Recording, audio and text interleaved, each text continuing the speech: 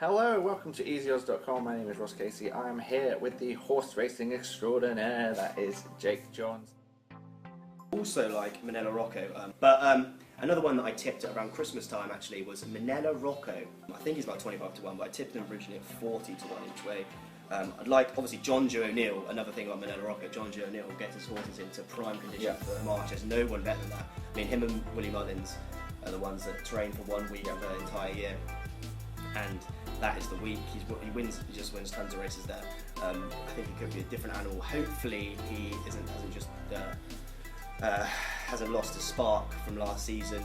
If he does win or go very close in the Irish Gold Cup, he'll obviously be shorter. So that's a decent price. Manella Rocco, and another thing about Manella Rocco is he ran much better in the spring last year.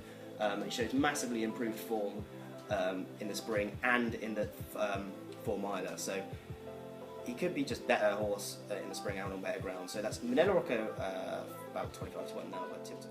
Yorkhill, one of the bankers of the meeting for me, runs in the JLT, a devilishly impressive winner last year, beating Yanworth. That's an extremely strong form line. I think this horse is going to be even better over the bigger obstacles, the fences. I think Yorkhill is one of Willie Mullins' best horses. It's been a long, drawn-out process. What have I landed on? The favourite. Yorkhill, 11 to 8. He has his quirks.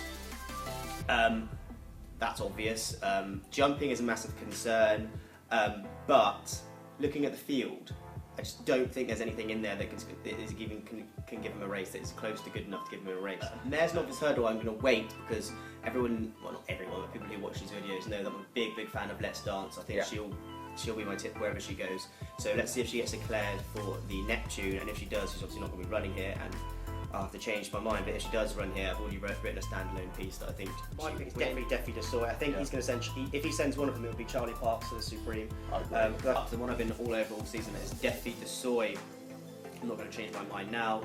He's unbeaten in 5 starts in the UK, including a Grade 1 at Chepstow, the future champions.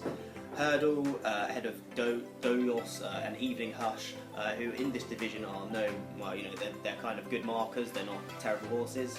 They're no dogs, basically. He won that day. He was about 70 million lengths clear coming down the home straight. Made a couple of jumping errors, so didn't look. I think he just got lonely out front. He was out there for a long time.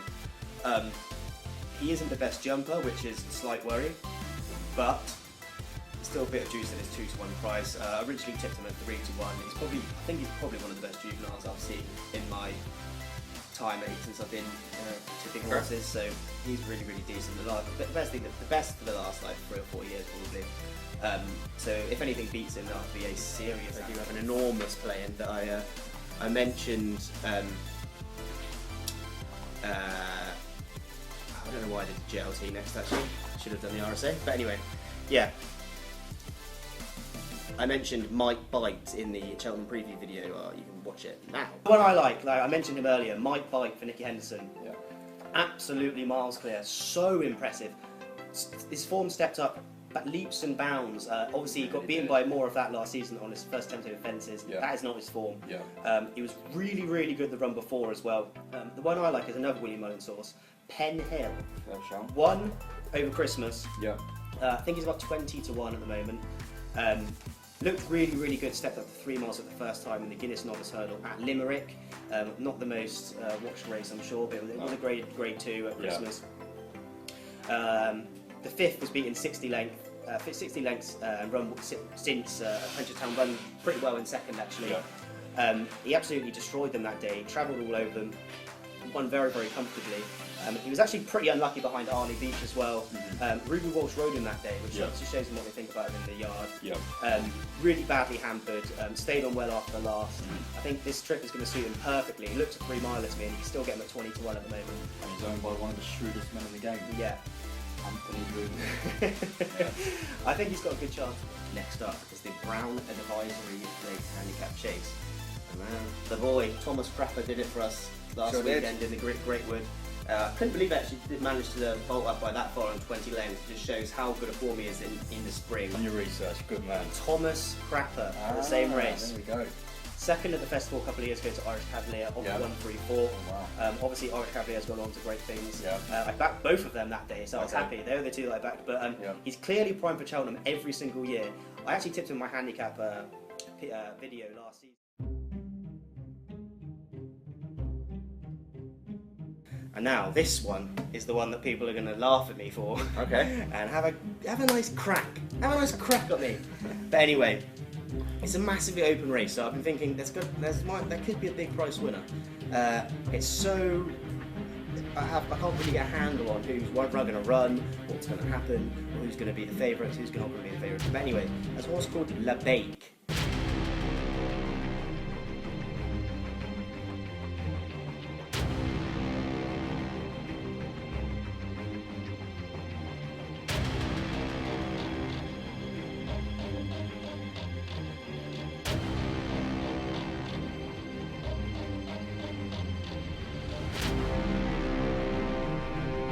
He's refused to race on 4 of his last 6 starts. You're crazy, man. You're crazy. I like you, but you're crazy. Okay. That's a good stat, isn't it? Going back at him, he's refused to race on 4 of his last 6 starts. That makes horrendous reading, I understand, but give me a chance. Okay. Give me a chance. His 2 wins for Gordon Elliott have been very, very striking. Making me think that he's got a lot of talent, a hell of a lot of talent. And if he can get to the bottom, if he can just calm him down or just whatever, just not calm him down, definitely don't calm him down anymore, but just get him to run, just try and understand why he's not starting. And yeah. It's going to be Gordon Elliott's the sort of person that will be able to do this kind of thing. He could be very, very good. His maiden win came at Punchestown when he just dismantled a pretty poor field by over 5 lengths. But what was more interesting was his eye-catching win in the Grade 3 Novice Hurdle at Navan. He was dodgy at the start that day as well. Ruby Walsh had to kind of get him going. But when Ruby pressed the button, his turn of foot was astonishing. It was very, very, very good. He made up lengths and lengths and lengths in seconds.